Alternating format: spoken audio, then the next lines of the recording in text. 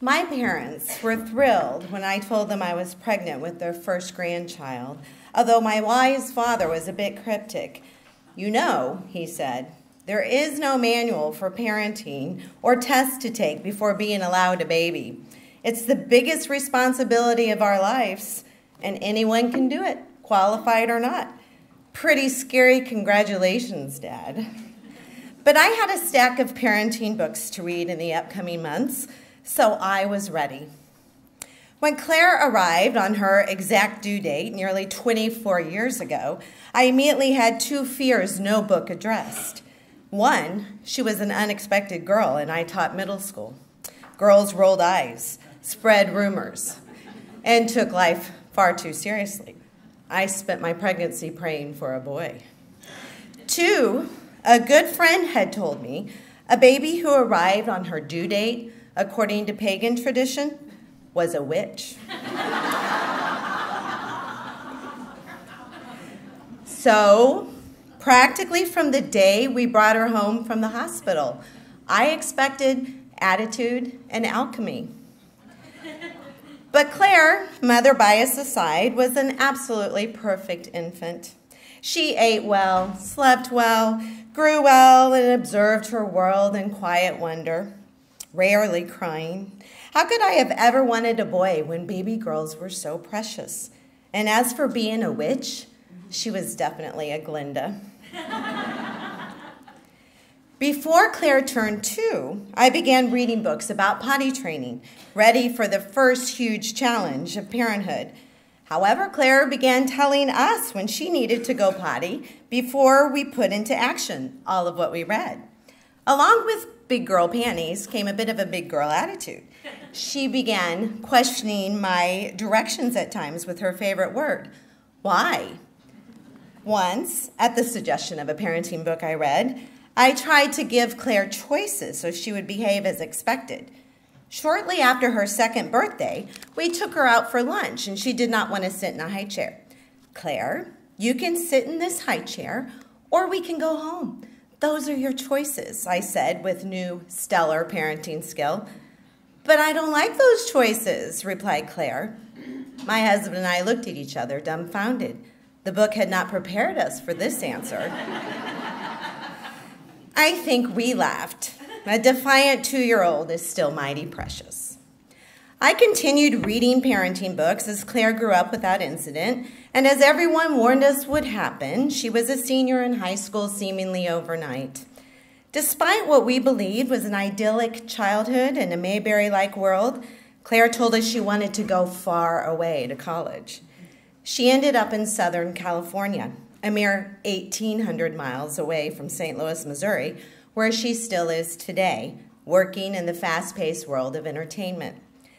6 years in Southern California has influenced our young adult child in ways we didn't anticipate.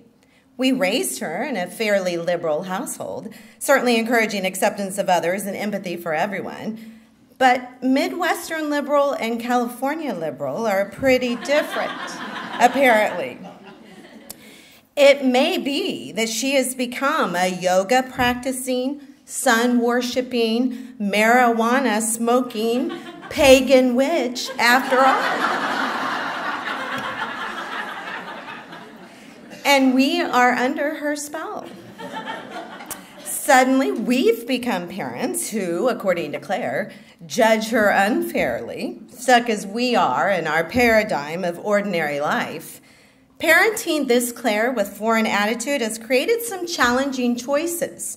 Do we give advice and risk offending her, or stay silent? Do we tell her when we disapprove of social media posts, or defriend her on Facebook and Instagram? And you know what? I don't like those choices. Unfortunately, there is no manual of any kind that I have found to help me be a good mother to my 24-year-old. When Claire comes home from California, our world shifts. In anticipation of her biannual visits, we have the family dogs groomed. We buy her favorite vegetarian foods and plan social gatherings with friends and family. We make dentist and doctor and hair appointments for her. The excitement mounts daily the weeks before her arrival until I can hardly sleep the night before she flies home. And when I first catch a glimpse of her blonde bohemian self turning the corner at the Southwest Terminal, the flutters of joy are like first love. But inevitably, despite my meditative practice to do otherwise, I ask something that hits a nerve right away. Who took you to the airport, in case a new male suitor is in her life? Did you brush your hair this morning? Because her airport self is the rolled out of bed Claire, but couldn't she try a little harder when she hasn't seen us in months? Is that a new tattoo? I now count 7, but it's been years since I've seen her naked. Why aren't you wearing a bra?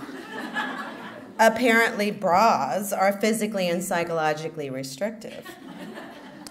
Claire rolls her eyes in a much more condescending way than any middle school girl, and my questions remain unanswered. The drive home is always intriguing, too, as she remarks on the weather. It's so smooth, or let's say, as she remarks on the weather, it's so cold here. How can you stand it? Or the traffic. I wish the 405 was this smooth going. And the billboards. How can the conservative Christians afford a pro-life and a pro-gun billboard so close together? I changed the subject. I made your favorite vegetable lasagna for dinner, Claire. Uh-oh, didn't I tell you I'm vegan now? And so it goes.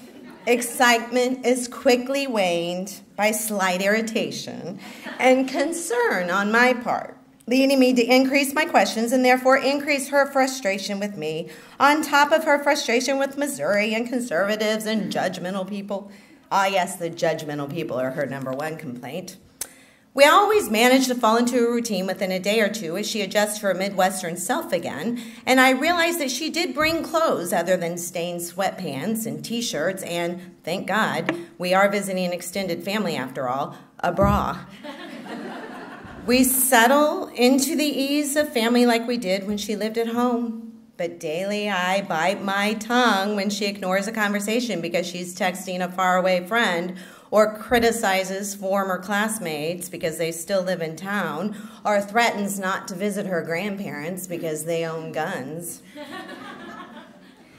And then it's time for her to leave.